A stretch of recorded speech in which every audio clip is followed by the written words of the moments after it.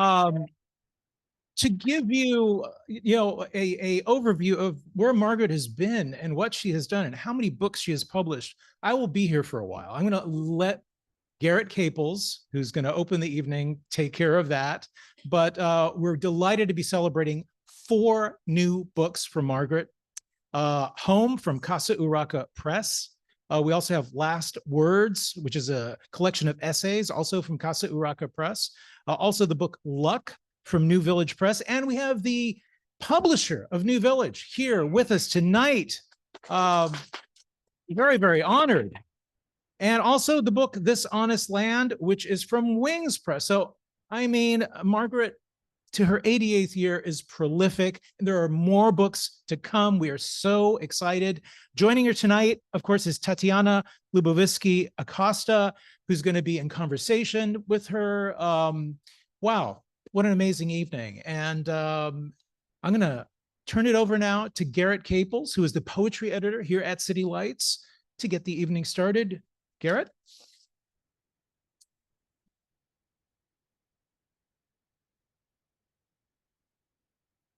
All right. Thank you. And yeah, so we planned this event a few months ago, and Peter hit on the idea of tying it to Margaret's birthday. And so I want to thank Peter for that, because it just makes it so much more festive and awesome. So thanks, Pete. And Margaret's going to read, and then she will have a conversation with Tatiana Luboviski-Acosta. So allow me to introduce our interlocutor, Tatiana, and then I will say a few words about Margaret. Tatiana is the author of 2 incredible books of poetry, The Easy Body and La Movida. And I think there's like a copy floating around somewhere. Get yourself a copy. They're published by Nightboat Books, and they're wonderful books. First checked out their work on the advice of one of my then co-workers here, and I was pretty blown away by it. Then I saw them give a completely nuts reading involving an overhead projector at the old Green Arcade Books on Market Street, and I knew them at a distance. Then they started working here, and so now I know them a little better. I've seen La Movida described online as anti-fascist love poems, and Tati described as a queer Latinx Jewish artist. And call me crazy, but that sounded like someone who might be familiar with Margaret's work. As it turned out, that hunch was correct. So they will say a few words about that when their conversation begins. And so thanks, Tati, for being part of this event tonight.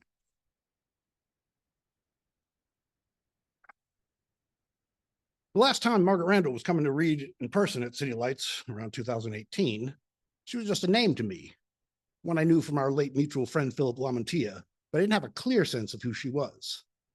Her selected poems, Time's Language, was just about to appear, so I got in touch and I asked if I could interview her for the Poetry Foundation, to which she kindly agreed.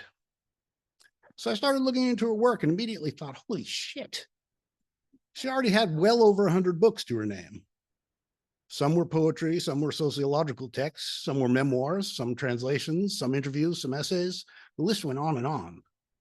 I admit it was a little terrifying. There was no way I could get my arms around the totality of it, so I grabbed a few things I found on the shelves here. I ordered a few things, and the selected was so comprehensive, I got a good look at all of her published poetry books.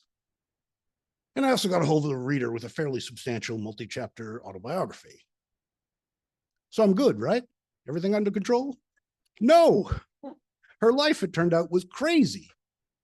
Bristling with incident. An early marriage just to get out of the house. A decisive encounter with Elaine de Kooning. A move to New York to inhabit the art and poetry community. A decisive encounter with William Carlos Williams. The deliberate decision to become a single mother in 1959. The decision to move to Mexico City. And we're just getting started here. Participation in the Mexico City milieu around Philip Lamantia, including the likes of Ernesto Cardenal and Homero Regis. Founding the bilingual magazine El Corno Emplumado with co-editor and subsequent husband, Sergio Mondragon. Publishing it quarterly for 8 years, distributed around the world by a ragtag network of poets. Loss of US citizenship for becoming a Mexican citizen. More children, divorce. Suppression of the magazine after the 1968 student massacre in Mexico City. Probable CIA-directed theft of her Mexican passport at gunpoint. Trip to the US on forged documents. Flight to Prague to declare asylum in Cuba. Cultural worker during the second decade of Cuban communism under Castro.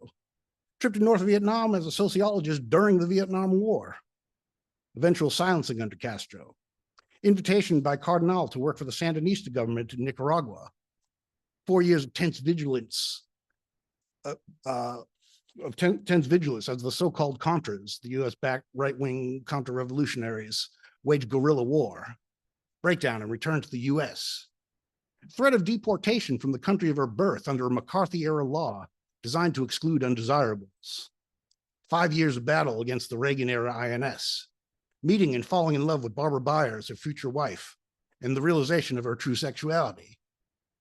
Keeping this under wraps until the conclusion of her case due to legal complications of battling a law designed to persecute homosexuals as well as communists. Successful resolution of her case and restoration of her citizenship. Recovered memories of childhood sexual assault at the hands of her grandparents and processing of the trauma. Then years of writing, teaching, and giving readings all over the world. It was a lot to fit in, both in the article I wrote and indeed in this introduction. And I've left out here her photography and a few husbands and lovers leading up to Barbara. But I managed to hold it together that day, did the interview, wrote the article, and made Margaret happy by situating her work within the new American poetry, which apparently hadn't really been done before. We've been friends ever since through email and phone, and have done a couple of Zoom readings together for City Lights in the year since, but this is the first time we've been in the same place together again. Since I don't get to see her often, I hope you'll indulge me for one more moment, so I can say a few of those things you don't get to say very often to your friends. I love Margaret Randall. She is one of the most extraordinary poets I've had the pleasure to know, and believe me, I've known a few. At an age when most people have long since retired, Margaret is a force of nature, getting up around 4 or so and putting in a solid day of writing, constantly hustling to land new projects with publishers, occasionally pausing so someone can give her an award. She should get all the awards. She's a genuine revolutionary, a participant at great personal risk, someone perceived by our own government as a threat to the capitalist world order. Fucking badass. But at the same time, what I love about Margaret is her incredible vulnerability. She can and will write on the sources of deepest humiliation and trauma, incest and other forms of sexual assault, a paralyzing phobia, emotional eating, body image, confusion about sexuality, addiction, kidney ailments, men. Margaret writes about all these things without the least hesitation or embarrassment. You seldom get so much of that in a writer so closely identified with revolutionary struggle. But Margaret is a poet, and so she dares to encompass it all. The problems of the inner world that the revolutionary would tell you must wait, and the problems of the outer world that the non-revolutionary would tell you you're crazy for even trying to address. And she still has room to write about typewriters and fonts and complicated feelings about blue jeans, you name it. She's an entirely self-made intellectual, forged not just from books, but from experience. She's done it the hard way. She played for the highest stakes, to change the world itself. Please join me in wishing a happy birthday and a very warm welcome to Margaret Randall.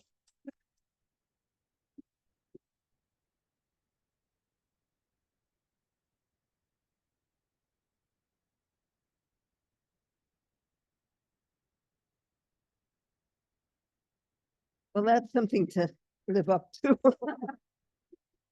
Impossible, but thank you so much. I love you too. So, I need my glasses.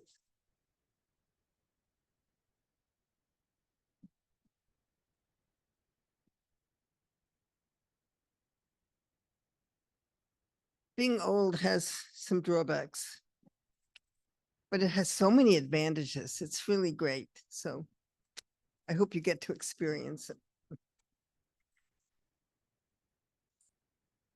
I'm so grateful tonight to have so many old friends here. I'm not going to begin to name you because I'll leave somebody out, and but at least half the people here are people who have been very important at different points in my life, and it just seems like kind of a miracle that we all braved this terrible tsunami and are able to be here. So thank you for coming. But one of the people I will mention is Lynn Elizabeth and Cal, who came from New York City.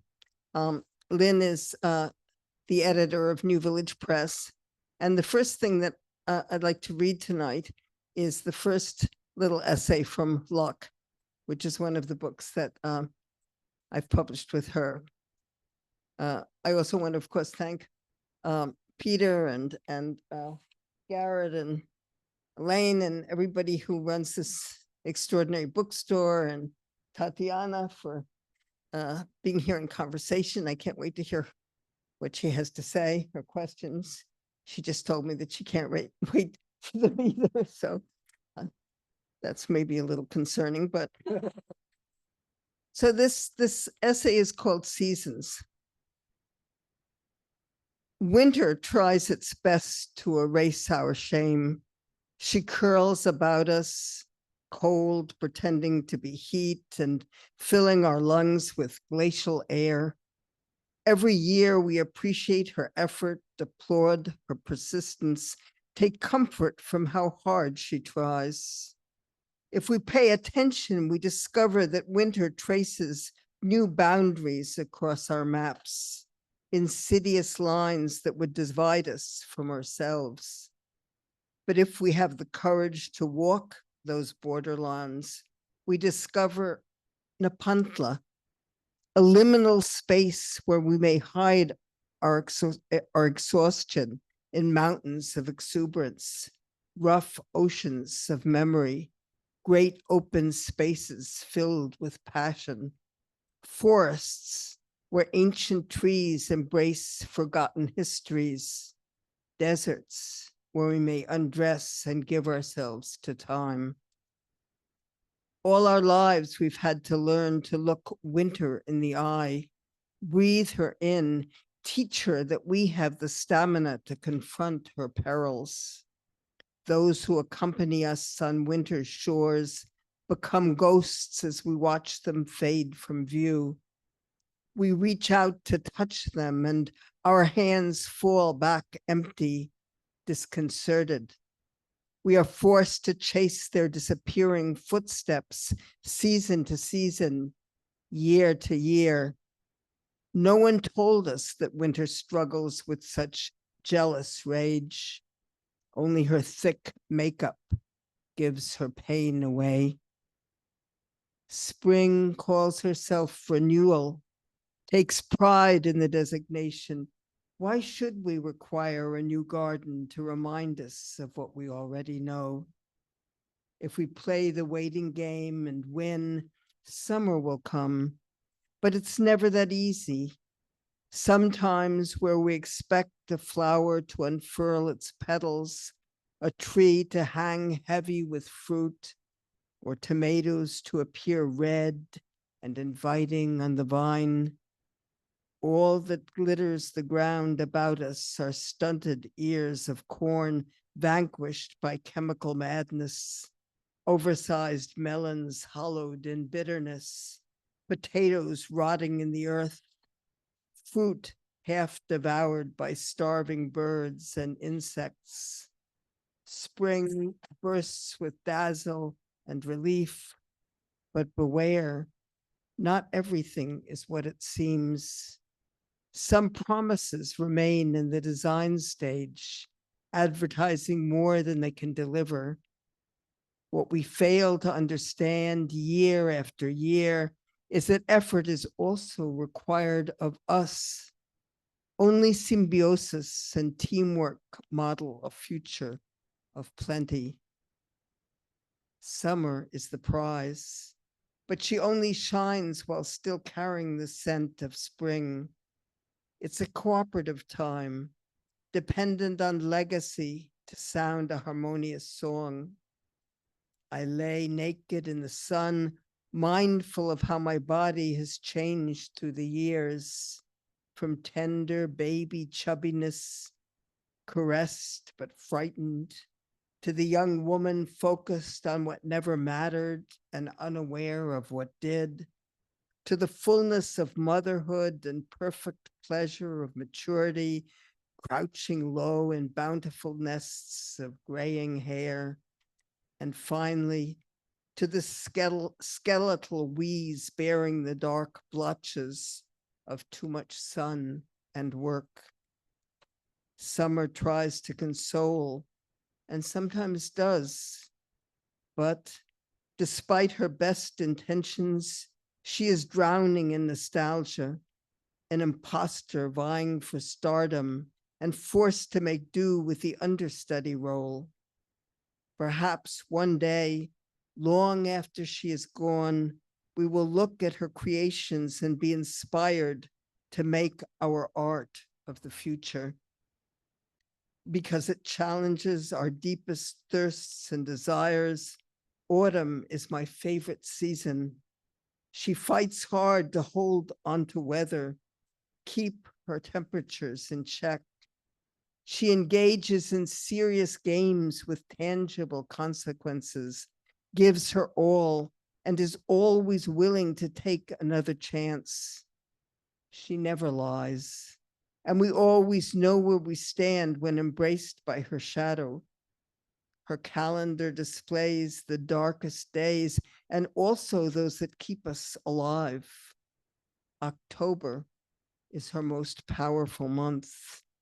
Its heart thunders in my breast, signaling risk, overpowering all reluctant voices. Some latitudes paint the seasons vigorously.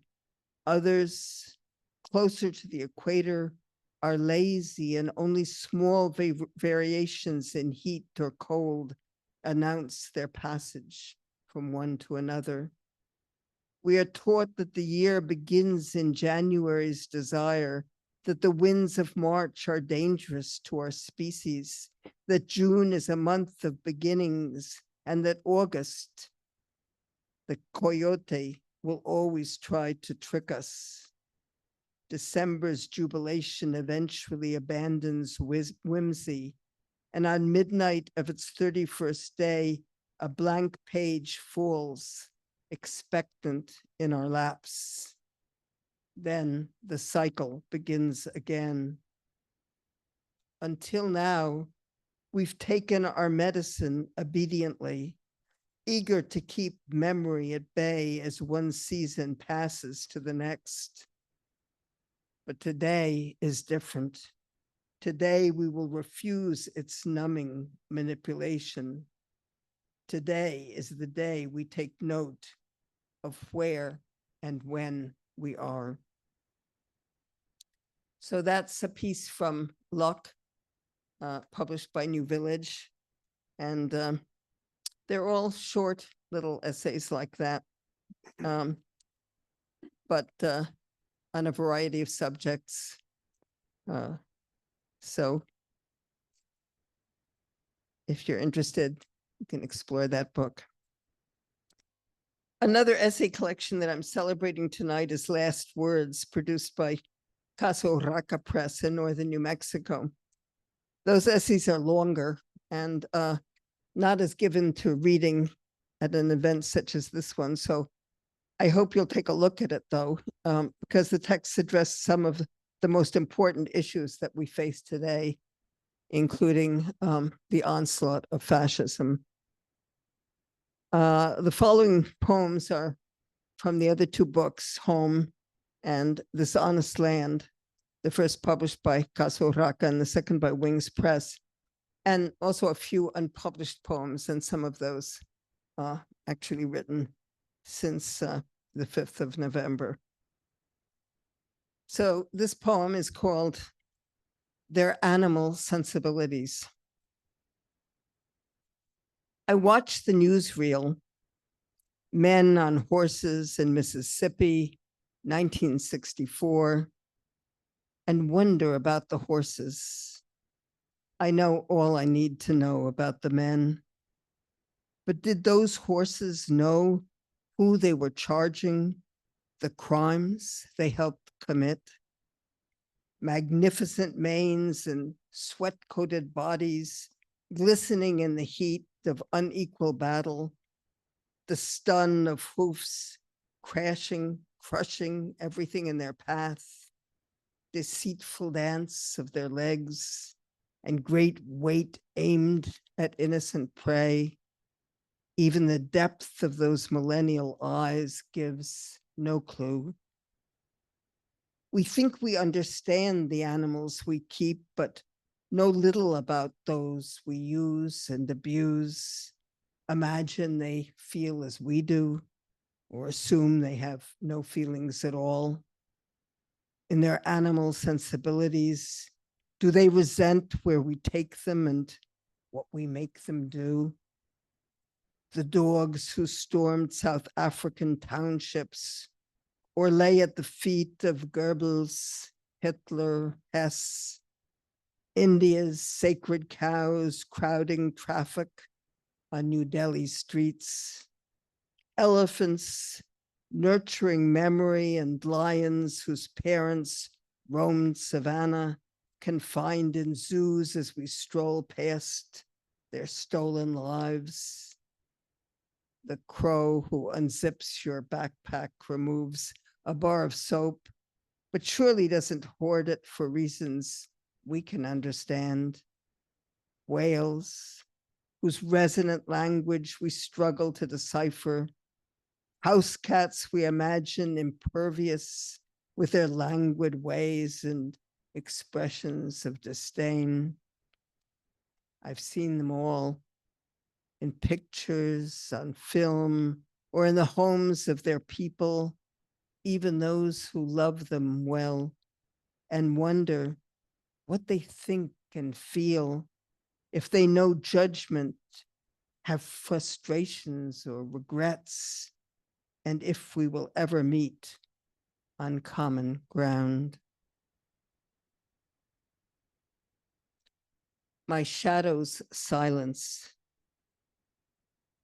She wakes in form, ready to witness the events of the day, even if not destined for an active role. But the sun is relentless in its path, and she cringes and shrinks as she curls clear of its relentless power trip. By noon, she finds herself reduced to a minimum expression of herself. I hold my breath, fearing she may never breathe again, for I admit she comforts me in times of uncertainty, adds to my stature when I feel small or cannot find my voice. My shadow, tethered to a point of no return, travels that mysterious line from dawn to dusk, escaping death every single day. I know she cannot speak for me. What would a shadow say? But sometimes she's my only listener, patient and willing at my side.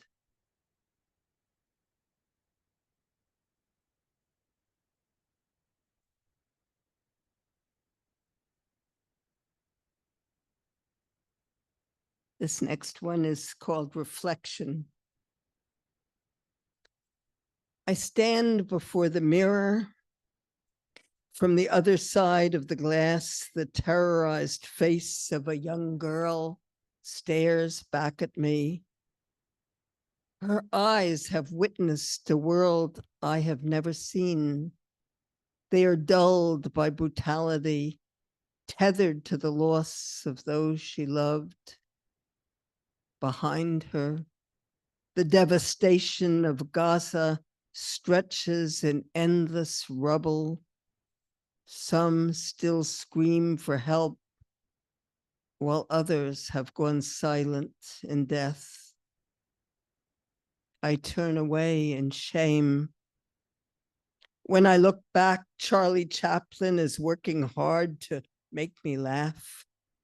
Harriet Tubman stretches and winks.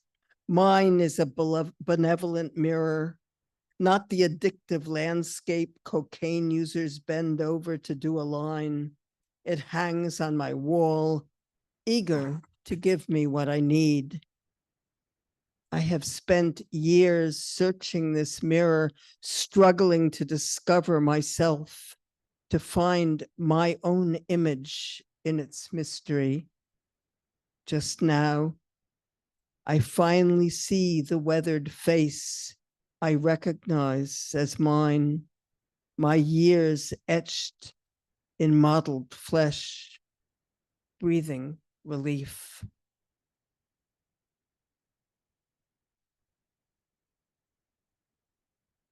This is one I wrote since the election.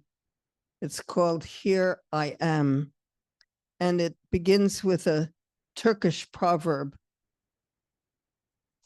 The forest was shrinking, but the trees kept voting for the axe, for the axe was clever and convinced the trees that because his handle was made of wood, he was one of them.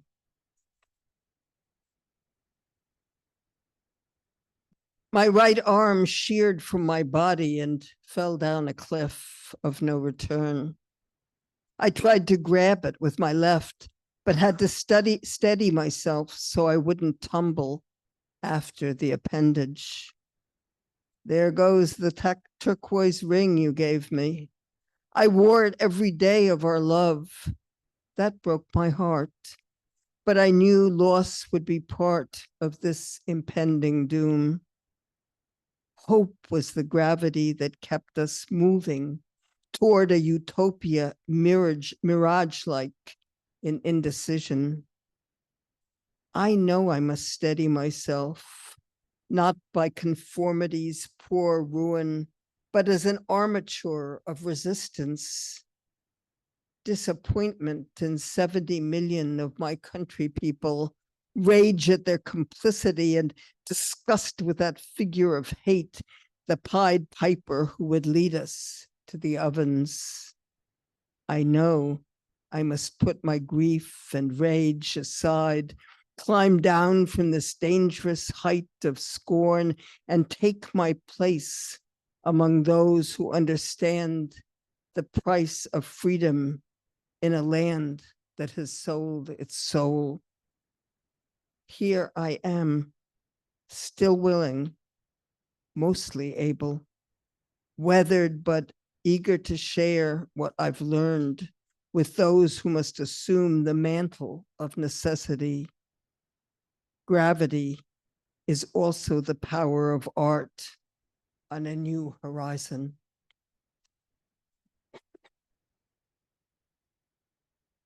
And this one is called The Diary.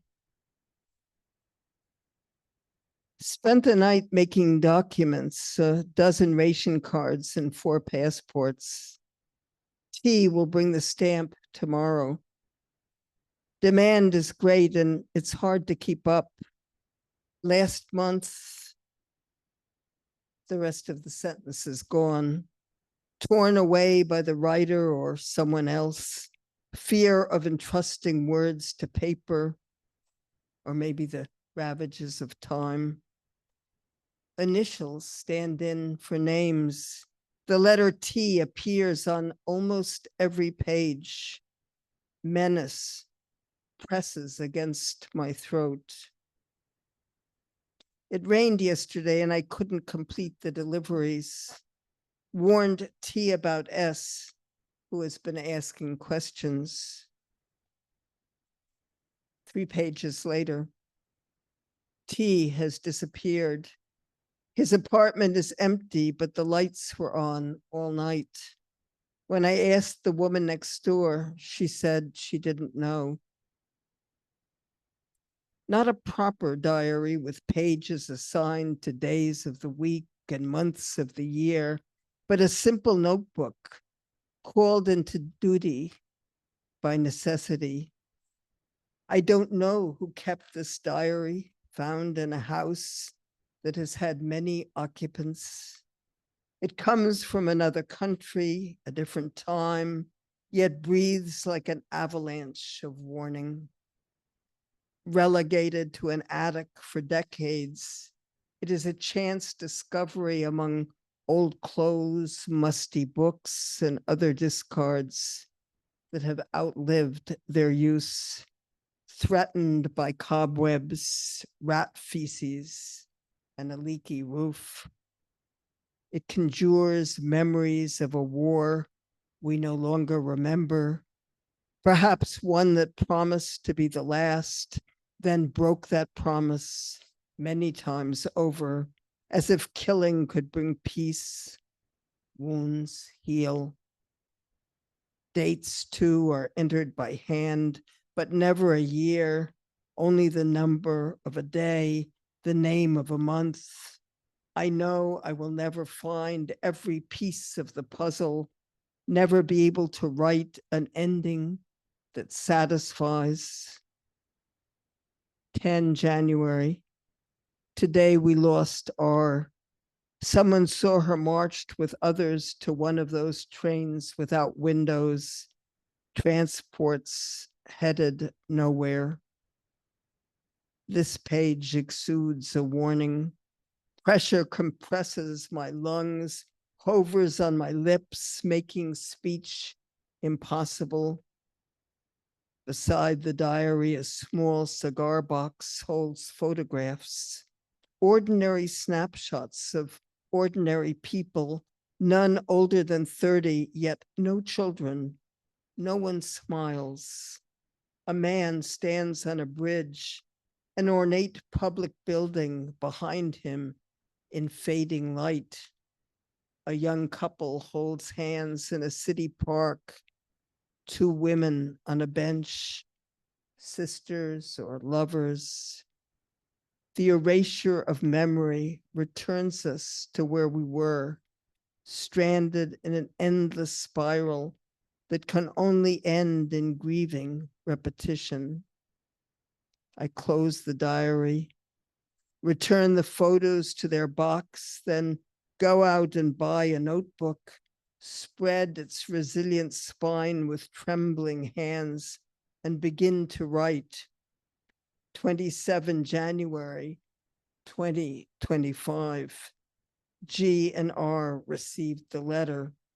Someone slipped it under their door last night. We have organized message drops.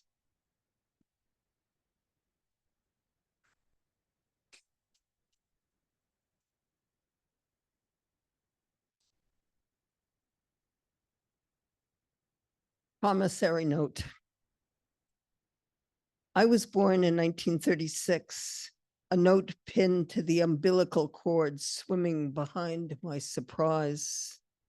The note congratulated me on my birth to a comfortable white family in this greatest country on earth, as if I'd been given a choice. It guaranteed perfect teeth, healthy genes, and protection by the husband I would win with seductions honed throughout my youth, all opportunities befitting my gender, race, and family circumstance. It assured me I'd have no cares as long as I played by the rules and didn't venture beyond the walls. Across an ocean, ominous boots prepared to trample a world I needn't think about.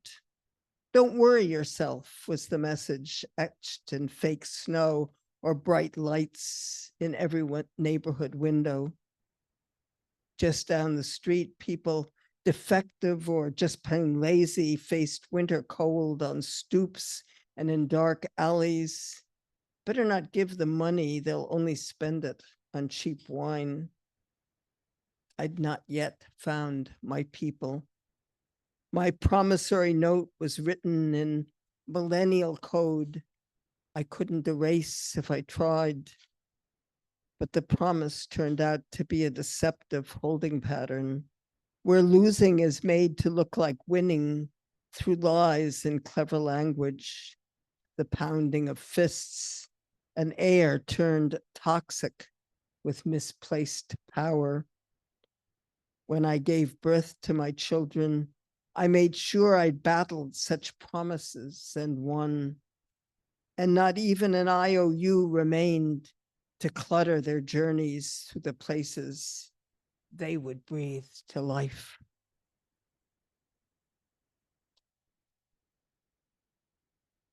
This one is called Let Us Call on Memory for Help. And it begins with a line from Lisa Yin Zhang.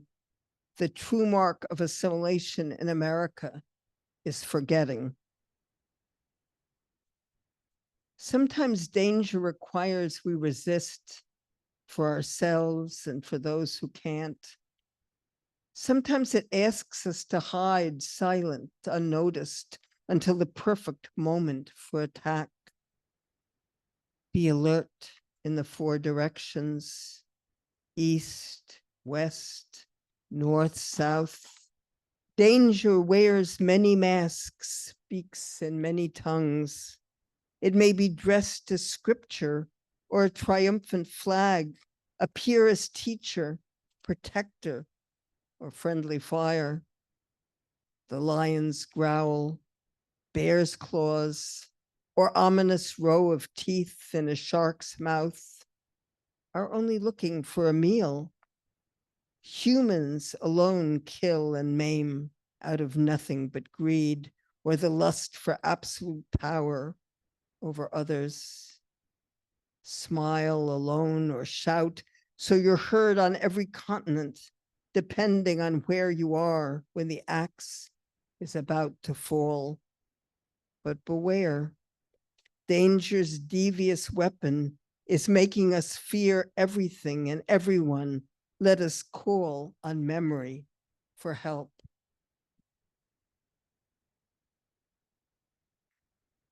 The story that is. Searching for balance, we run away from ourselves. Look for that black hole beyond which oblivion beckons. We are hoping to stumble upon the portal in Alice's looking glass. They've set the world on fire. They who are slippery, hard to grab and hold on to, even when screaming in your face and laughing at the horrors they fashion from lies dressed in shining armor. Stop. Wait. We are running in the wrong direction, cheated by devotional masks, nightmares posing as rest stops along a highway going nowhere at the speed of light. They coax us to leave ourselves when we must turn inward, rediscover compassion in a memory almost deafened by their shouts. Caress your lover's skin, tongue the salt lick that hid in that hidden valley they say you cannot enter. We who don't know war on our shores aren't forced to hide from the bombs or bury our children in the rubble. We who only hang on by our thumbs, metaphorically, it's up to us to tell the story that is.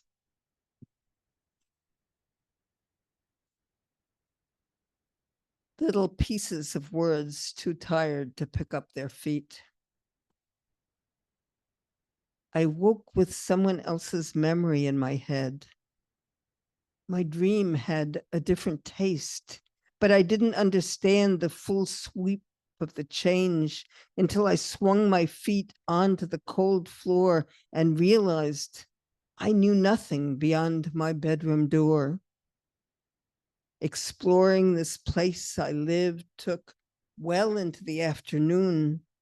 The clothes in my closet were 2 sizes too large, and I thought, I hate lime green, but discovered shirts, scarves, even underwear in that hue.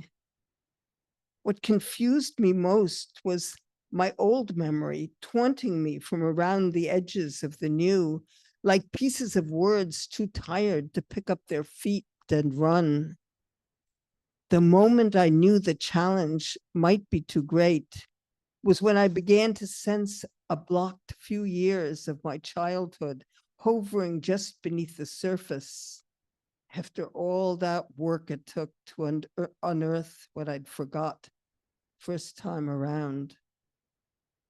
Now, I wonder who has my memory. Does it roam in someone else's head, or is it dispensed to a realm where everything is forgotten and empty faces wish for even the most horrific image as proof they are alive? And I'm going to end with a poem called Silence.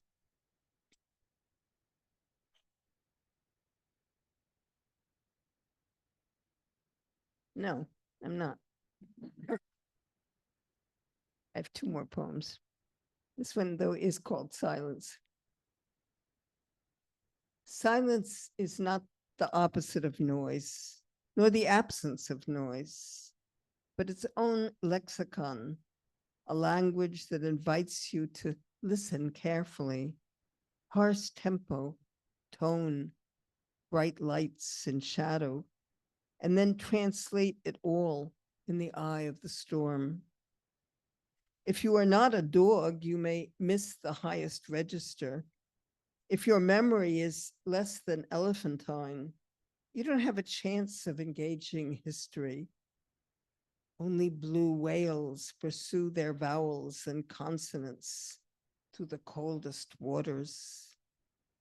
Don't be deterred by the shape of your ear, how close your lips are to the desert in pre-dawn cold, or where your eyes meet the voices of the universe, transcribed as abstract color. Messages that live for centuries, never reaching their destinations. Silence is bigger and busier. It embraces a code no Rosetta Stone can crack, whispers as it conveys its imaginary history and deepest secrets. If you can write and recite it at bedtime to the one you love, the poem will come to your rescue every time. And I am going to end with this poem. We have been here before. I will look for solace in a song, a poem, a painting. Feel for it along the contour of your body. Move toward it and dance. Search for it on the farthest horizon and listen for it in our stories. I will pay attention to silence too, as it rises from the lips of those not yet born and is bequeathed us by those now gone, who look to us in their mirrors of hope. All those who nurture life must dance together now. I will savor solace in the primal flavors of winter stews and summer fruits. Nurture it in the scent of homemade bread, kneaded with an energy born of patience and rage. And I will do my part, add my small thread to the vast quilt of life, patching its worn or faltering squares as I make my way through the wasteland ahead. We have been here before. Thank you.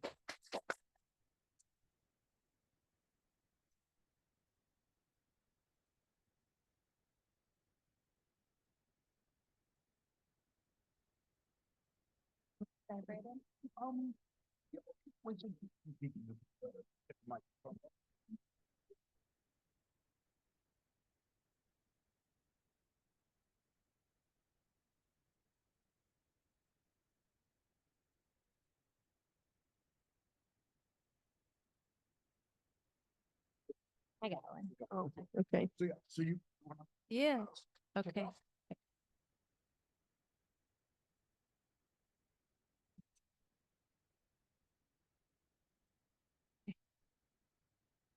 So Margaret, may I tell you how much your work means to me and why? You have to talk louder. Oh, may I tell you how much your work means to me and why? Of course. Well, yeah, okay. I'm all ears. Yeah. Captive audience. So I first came across your work at the San Francisco Public Library when I was 23. And I had the story is going to get kind of dark. And I had just found out that I was pregnant. And I had just found out I was pregnant, and I wasn't sure how this had happened. And then I realized when I was on my way out of the doctor's office, I was remembering that someone I had considered a friend had raped me. So I didn't know what to do with myself. And first natural inclination was to go to the library. And I was just wandering the stacks and I saw a book called Sandino's Daughters. And I pulled it out, and I'm, for those of you that don't know me, and Margaret, I don't know if you know this, but I'm Nicaraguan. And I was born in 1990, which is the year that the revolution died. So I had kind of grown up in the shadow of Sandinismo, and I had also, this is like 2013, so it was kind of before the Ortega regime had kind of turned into what it was, but we all knew how much of a terrible guy he was at this point. And so I opened up this book of oral histories by women from the place that the women in my family were from, and how they were poets, they were mothers, and how they worked in service of a revolution, but in a particular world, which is the world of women. And after reading that, I started working on my first book. And, every day I went to the library. I was also working 3 jobs. So when I went to the library and I sat with a lot of your oral history. And that's how I got to know you, and your work was through your oral history work. And as someone who, my relationship to my family over the years is well, I didn't have access to a lot of the same stories. I had heard things over the years, like my great-grandmother's sister, Panchita, who I knew, but I knew her in her 90s, right? But she had rode with Sandino, and at one point, the story goes, had poured hot oil over a Marine she had found who was attempting to rape someone. So those are the stories that I had. But, of course, if I had asked her that, she would just kind of wave it off. So to see, also, I'm trying not to cry. To see those works and to see those words of these women and all the things that they had done while being mothers and daughters and in service of, the people that they loved, that their revolutionary work was one of love, was just so deeply inspiring to me. And as I've, gone further into your work, read your essays, read your memoir, I realized that the biggest thing that I get from your work is a desire to live. So thank you. Well, first of all, let's hear it for libraries and librarians who are under assault right now. Of course, I'm tremendously moved by your story, and thank you for telling it to us. That particular book was one of the 7 books that caused me to be ordered deported from the United States, and it was because of those stories. It was because of those words, and they are dangerous words. Yes. And so they're powerful words. And I'm so glad that they resonated with you and that you're here. Oh, yes. Thank you. One of the things that I've told people about your work too is that my work wouldn't exist without the possibilities that your work opened up by making those words, those really dangerous and powerful words, available to people here. And especially, at this time, I was reading your essay on distraction from luck this morning.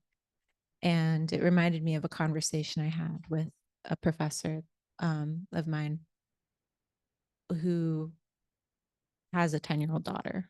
And she was trying to explain to her, like, about, and I'm trying to understand how this essay actually brought this up for me. But essentially that, the patriarchy was coming not just for her body, but also for her desires and for her time and her ways of thinking.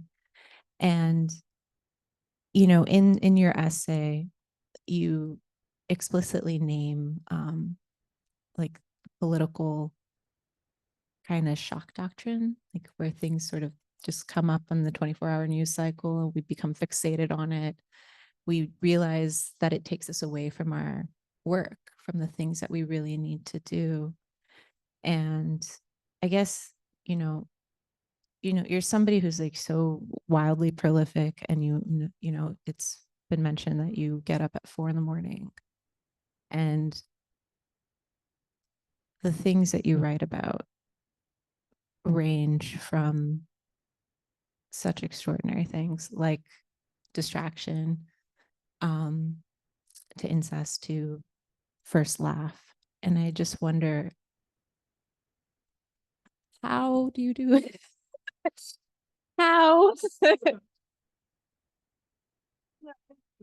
Happy for how I do it, or how any of us do it. We just do what we do. But what you've just said gave me a lot of hope, because I think a lot of us are very depressed at the moment. Yeah. We see the road ahead, the years ahead, and they are undeniably dangerous and menacing, and people are going to suffer, and a lot of people are going to suffer a lot more than the people in this room, because we are basically pretty privileged, I assume. I know I am.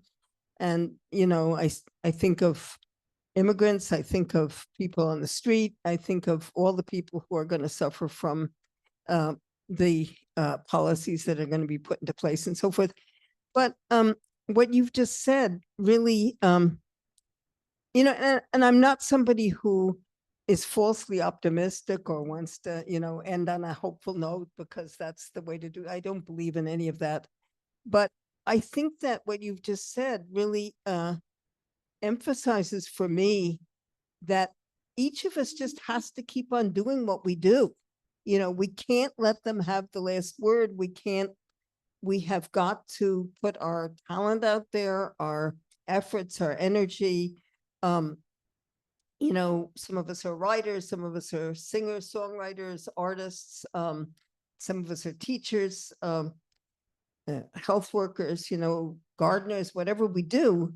I think that, we have to just try to fill the world with those positive things, and just let there be less and less and less room for what they want to impose. That's kind of the only answer. And how I do what I do, well, one of the reasons I can do what I do is that I'm retired and I'm old, and I've paid my dues working 8 or 10 hours a day. And so all I need to do now is write, and I'm very, very fortunate in that regard. And so I get up and do what I love to do. And, that's the privilege of old age. I mean, there is some downsides to it too. So it's a trade-off, but it's good. It's something to look forward to. And the alternative is not so good.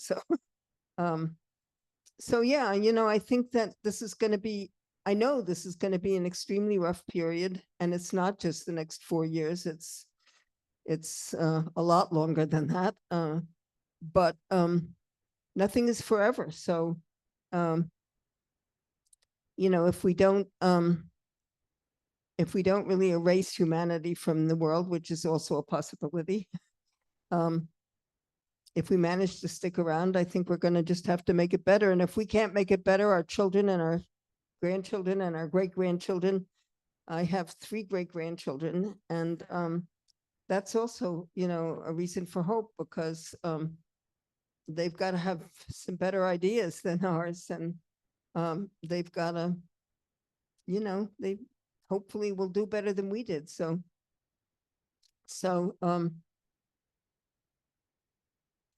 Yeah, That's like it. build on our knowledge and our mistakes, right? Which is something that as a But I society think, we're really great at.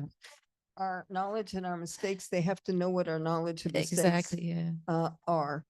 And I think one of the dangerous things and it's not new with Trump, or it's not new in recent years, it's been going on for a very long time, is the erasure of history in this country, the erasure of memory. Yeah. If we have no way of remembering who we've been, we have no way of knowing who we are or who we can be.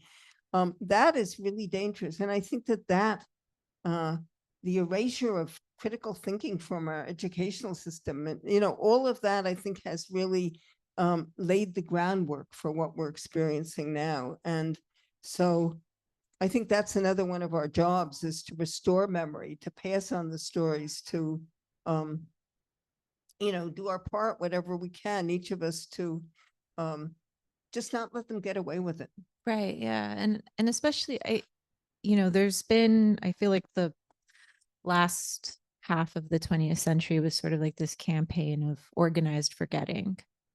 And I see that happening now as well. And, things like amnesties that have been passed in places like Argentina and Spain, in which, like, people who are responsible for genocide are sort of cleared.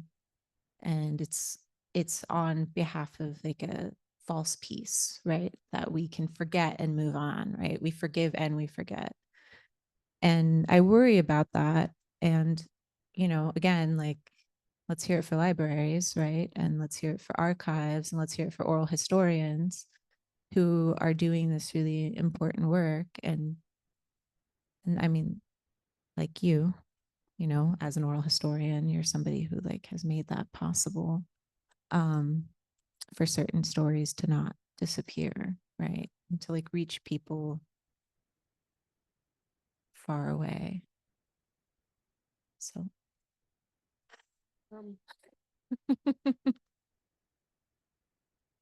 I also think that, we really have to take risks. People used to ask me, well, how come you were in Cuba in such and such a year, or you went to Nicaragua, or you did this or that? And I used to say, which I thought was an honest answer at the time, oh, I was just in the right place at the right time. And that's bullshit. Yeah. You go where you want to go, where you need to go, where things are happening. You take risks, and that's really important. And I think it's particularly important now in at this time when we're being trained to not take risks, Right. to to sort of take the lesser road or the safer road, or not say anything, not make waves, that kind of thing. And so I think it's really important that we continue to take risks, we resist, but I think it's also important to navigate the next period, especially carefully. We have to, each of us has to sort of decide how much we want to put ourselves out there and how much we need to protect ourselves, because it's serious business what's coming up. And so I don't think there's just, one answer for everybody. It's going to depend on who we are and who we have to take care of, and how old we are maybe, and, all those kinds of questions. And it's a time when I don't think we should be scornful of people who don't follow the path that we want to follow, or I think it's going to be different for each one of us, and we need to be compassionate, but we need to be principled. We really need to create a morality that means something, because everything is getting diluted. They're just from language on down through action. Everything is sort of, all the words have different meanings. I grew up in a time when you know, it was absolutely impossible to imagine that anyone would suggest that torture was okay in war, Right. for example. And I've lived through this evolution of, yeah, well, it's necessary under certain circumstances, you know, or that the idea that war can create peace, you know, I mean, these Yeah. ridiculous assumptions that, and I think that we need to question them and confront them and contest them, because we just can't we can't let them get away with it. You know, it's serious. And so, you know, I know that everybody in this room is doing what they can. And that creates a kind of energy, which is powerful. Yeah. So, and I feel it here tonight. So, Yeah. you know, I know that it's important. Yeah. Yeah. Something you said reminded me of in 2016 when I think Milo Yiannopoulos came to UC Berkeley. Do you all remember that? Do you all remember how students rose up and were saying, we don't want this guy on our campus? And I was talking to my uncle, and I had asked him, when did people stop thinking Nazis were bad? When did we just reach a consent? Like, I thought we had, you know, fought a war over I thought Nazis were bad, and I thought we all agreed on this, and as a society, like it was some kind of social contract that we had all signed at some point. And that whole night and everything that unfolded and the backlash that a lot of these students faced, and were being told that they were violating someone's free speech and all of that. And what a lot of people didn't know was that Milo Yiannopoulos had a plan to name all of the undocumented students on the Berkeley campus, putting people at risk, you know, for all kinds of, or any kind of violence. And, you know, when I was explaining this to people, I found myself kind of having a fissure of like, oh, words have completely shifted. That's not what that means anymore. It's suddenly it's not okay to call someone a fascist when they're literally a fascist. And when that starts happening, I mean, and from, you know, reading and knowing history, when these things happen, you kind of can see which way the wind is blowing, right? And yeah. I think it was Maya Angelou said, when people tell you who they are, listen to Yeah, I them, believe you that. know? Yeah. And, you know, when somebody says that Hitler did some good things, I mean, people should listen to that, you know, and take it seriously. But yeah, I think free speech is extremely important, because I was involved, of course, in a 5-year case Right. about Yes. that. But I think that free speech stops where harm begins, you know. I Yeah. mean, it's not eternal. It has to have its limits, and its limits are hurting other people. Right. And putting other people in danger. Yeah. Does anybody in the audience have a question or a comment, or I don't know if is that That's fine. Yeah.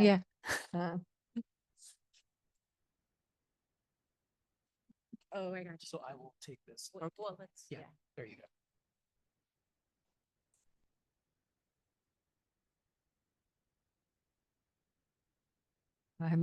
Hi, Margaret. It's great to see you here again. I think it was several years ago when I heard you here at City Lights. It must have been pre-pandemic, but I just What's wanted- your name? Oh, Nadia, you probably, I didn't meet you, but I heard you speak. But know. your name is still important, so Oh, okay. It's Nadia Williams. hi. Hi. I wanted to ask you about Nicaragua, because when I heard you speak here several years ago, you were very critical of the Sandinista government, and especially Ortega. But for years and years, I've been getting very, very different reports from my kid's former high school teacher, who was actually a WASP. She's not a Latina, and she retired to Nicaragua 25 years ago, owned a little farm for a while, very active in land reform and cooperatives and educational system. And she's realistic, but she sends regular, really positive reports about what the government's doing. So I wanted to ask you about that. And then, of course, in the next 4 years, I think we can expect to see Cuba, Nicaragua, Venezuela, and God knows who else targeted. So that's what I wanted to ask you about. Well, first of all, I don't characterize the current government of Nicaragua as Sandinista. I think they've usurped that name, and they really have nothing to do with the aspirations of the Sandinista movement that I was part of in the 80s, and that did, accomplish so many great things. With all respect to your teacher, I really can't understand how anyone who thinks that this duo is a good thing for a country, if they close down all the universities, have imprisoned anyone who and exiled people for simply speaking out against the government. They have people in prison still for just being in the opposition. And they've recently changed the constitution so that they will be in power forever, and or as long as they last. So, I mean, it's a dictatorial government. And I think it's a completely illegal government. And, I ache for Nicaragua. So, it would take a lot longer than just this conversation to really talk about Nicaragua. And I think the situation in Cuba is entirely different. It's a country that's disintegrating because of a blockade that's decades old, and because of its own ineptitude and problems. And it's a tremendous tragedy because Cuba was a country that made a successful revolution and, gave people justice and universal health care and education and so much. And to see it disintegrate as it has is just, to me, a tragedy and a prime example of the fact that the United States just can't leave even a tiny country like that poses no threat alone to create its own future. And Venezuela is an entirely different case too. It's a case of a country that had a very interesting, I think, and positive leader in Chavez, and then an inept leader in Maduro, and a third of the country, I think, has migrated. So it's a different kind of tragedy. But all of these tragedies have one thing in common, which is that they were not allowed to develop in whatever way they might have developed positively because of a country, which is the United States, which just wants to own the world, and that's going to get much worse in the next 4 years. And, I'm not sure that we haven't reached a tipping point where it's, I don't know, and I hope I'm wrong, but the world is trembling right now with the results of our election. It's not just those of us here. I have 2 daughters living in Mexico, and I was talking to one of them on the phone the other day, and about our immediate future, and she said, "But it's all of our immediate future." So yeah, I mean, again, it's I didn't come really tonight to prepare to talk about in depth, about those 3 countries, but anyway, that's what I have to say.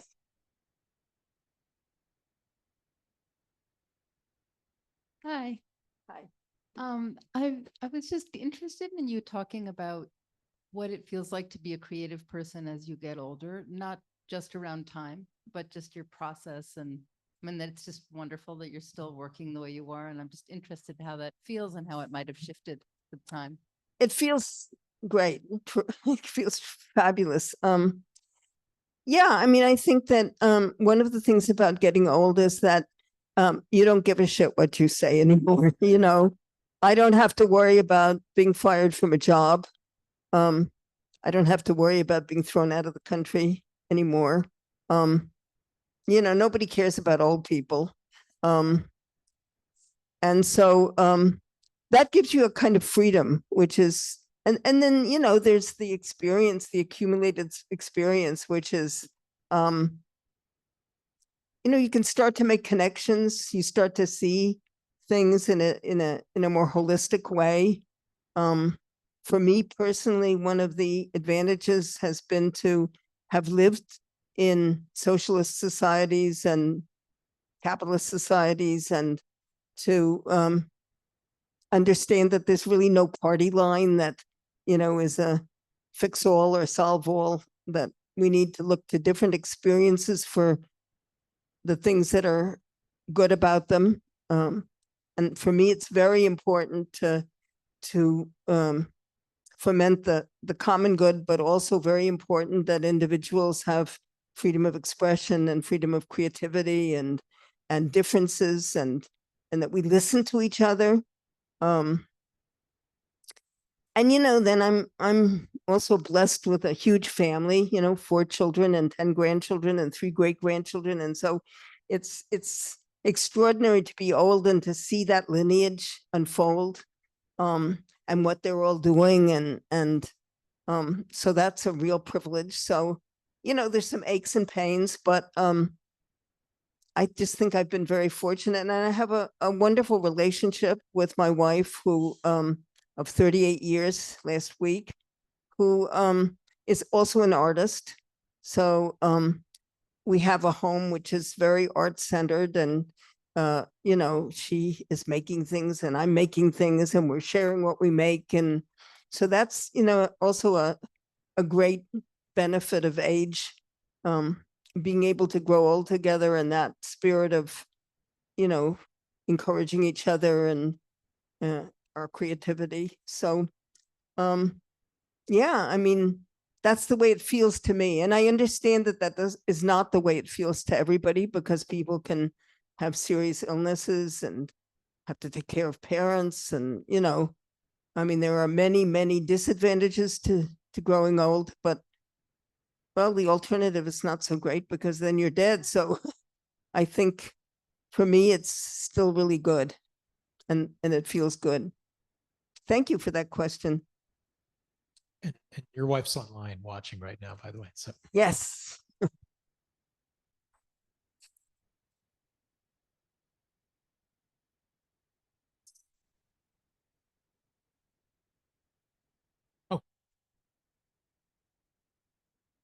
I just wanted to thank you so much for all of your words. It was really, really special and felt maybe nourishing in a way. So thank you.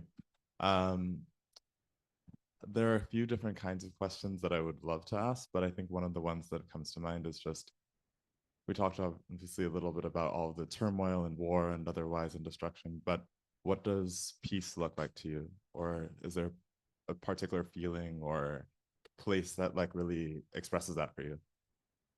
I didn't quite get the end of what you said. You said, what does peace look like to me? And then what did you say after that? Oh, and then is there a particular place or expression or otherwise that really puts that into, that really makes that real for you? Yeah, you know, I don't think there's any one particular place that maybe fulfills all the ticks off all the boxes, you know. But I think there are countries where I have a friend who lives in Denmark, for example, which is a country where you know, healthcare is free and there's tremendous culture, and he's elderly, and he's not only gets his health taken care of, but they pick him up and bring him home. And you know, I think that's a humane model. My son lives in Uruguay, which is a very small country in South America, that has just voted in a leftist government for the second time. And it's wonderful to go there. I'm going in a couple of weeks because it's a country with a, first of all, it's a very secular country. And I, without wanting to insult anybody here, I really feel that religion is one of the great dangers of this time, and one of the great culprits of the situation we're in right now. So it's refreshing in that way to be in Uruguay, where it's very secular. It's also a country with universal health care and very and free education. My granddaughter is in her last year of medicine, totally free. No college loans, which really enables people to study what they want to study, and quit when they think it's not right for them, and go on to something else. I mean, it's a country with a great deal of freedom for diversity. I think Mexico is hopeful at the moment with Claudia Sheinbaum. I think that's it remains to be seen what she's going to do, but she's a climate scientist. She's smart. She stood up to Trump last week about the tariffs. So I think that there are bright spots throughout the world in different ways. In some countries, it's because they have a high standard of living and take care of people's needs. In other countries, it's for other reasons. But there are models out there. And, I remember growing up, and especially in my family, my father always said, well, things aren't perfect here, but it's the best country in the world. It's, there was sort of this idea that that maybe, there were problems, but we were still the best, Well, we can no longer say that, we should really be looking to other countries that don't foment wars, that don't pay for genocide, that don't, do some of the things that our government has done and continues to do. And, those are models worth emulating. And so that's kind of what it looks like to me. But of course, that's hypothetical because there's no place where, it's all great. So, I think I've been fortunate to have lived in different systems and to have, reaped the benefits of the best things in those systems. But I don't think any one system is the answer. I think we need to look at the positive aspects of different systems, and which, again, is hypothetical, but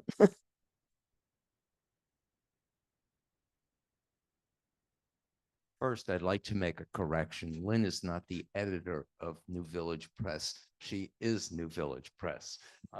She's the chief cook and bottle washer. And I have to tell you that for some reason, sitting here in City Lights and hearing you use the word fascism made it much closer to me than I would prefer to think. That's about it. so I'm not clear. Would you prefer me not to use the word? Oh, no, obviously not.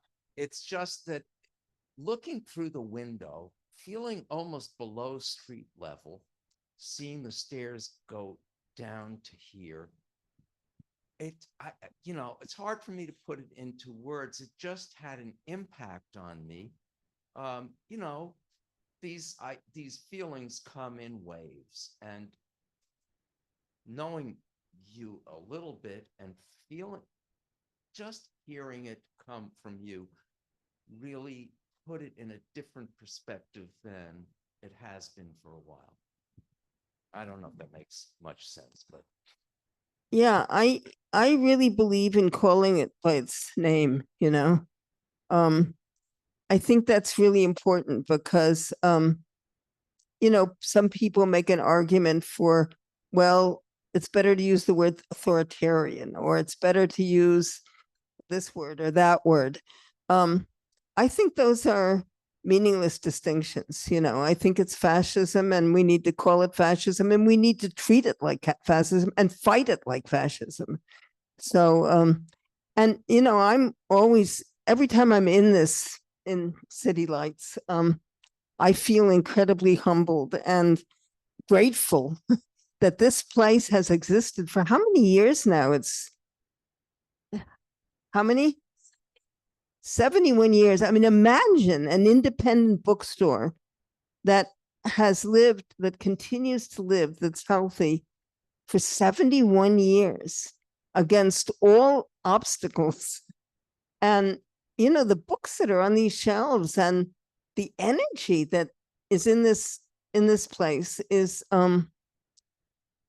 it's extraordinary. And I just feel so privileged to be here and, you know, so grateful for the invitation. And yes, I think to speak the words, the names in this place does have a special meaning. Yeah. Hi, Hilton. One thing that's happened, I've been very inspired by the students who have been protesting the genocide in Palestine. And, you know, I know a lot of them because I'm teaching at Stanford, but they're being attacked viciously. And some of the attacks are coming from people who think of themselves as progressives. And you and I have lived in a period when Zionism was considered to be a progressive movement. People were very enthusiastic about kibbutzim and all of those sorts of things. And if you go back to 48 and 50, you know, after World War II and everything like that.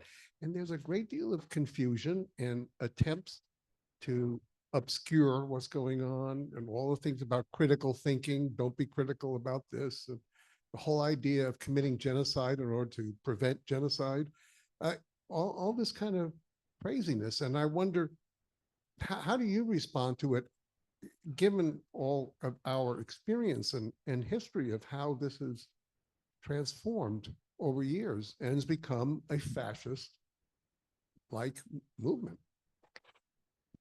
Well,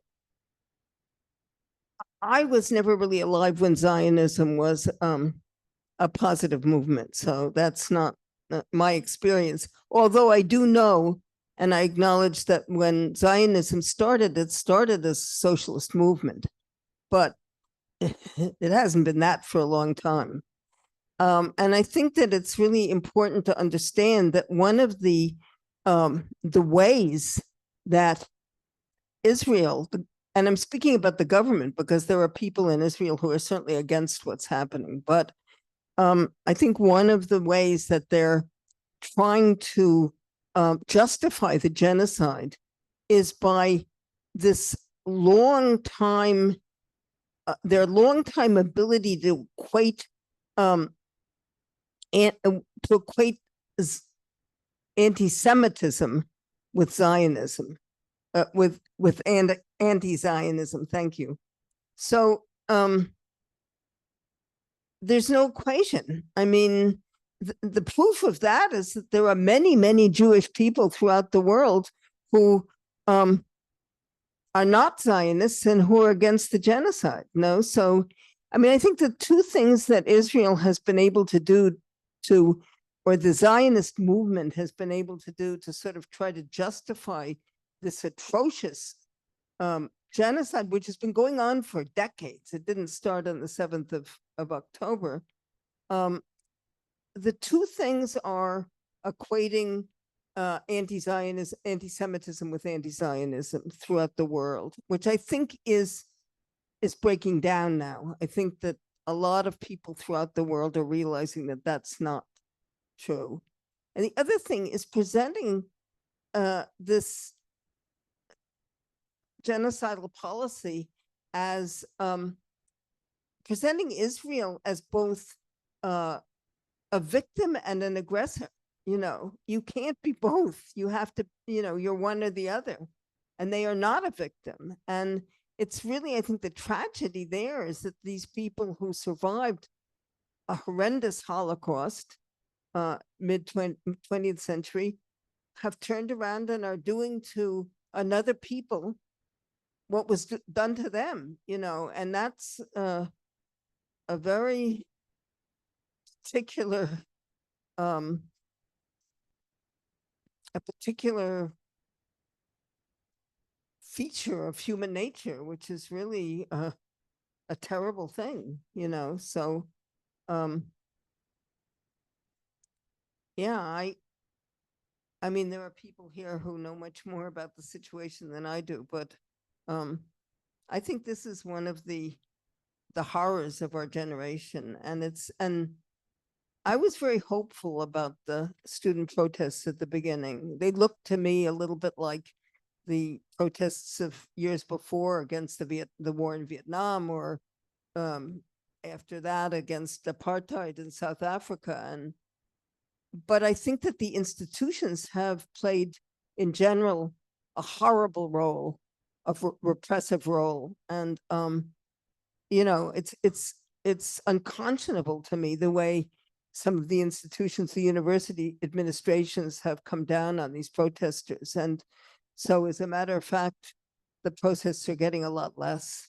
And that's, you know, a very sad commentary on these times. So I think we have time for one more question. Hi, Margaret. I'm going to ask you about form more than content. And this is, I think I might be embarrassed later that I asked you this question, but I'm going to do it anyway. I decided to lean into that. The first thing that you read about the seasons, you called it an essay. And it sounded to me like poetry. And I wanted to know, and I've read other essays of yours that read to me like essays. This sounded like poetry, and I'm wondering just how you decide between calling it, whether it's, how does it come out to you whether it's poetry or essay? How did you call that an essay? Or Maybe what? I don't made a know. I don't know. mistake. Maybe I'm.